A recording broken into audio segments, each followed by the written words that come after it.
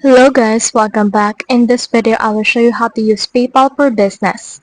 In order to do that, just go to the paypal.com/business and then head over and sign up, or you can also contact sales if you want.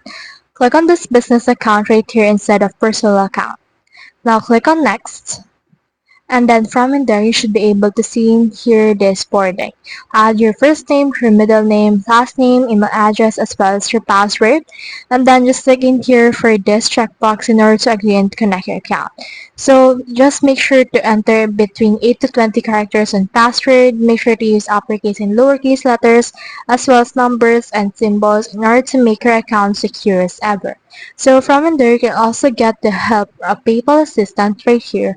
And then as you can see, they've been chatting, so you can head over and then try to ask them a message or send them a message, ask them a question, and they should be able to help you with setting up your Google business. So for this one, you can head over and then set it up yourself and create your account. So that's the whole process. If you have any questions, comment them down below. I will try best to answer. Thanks.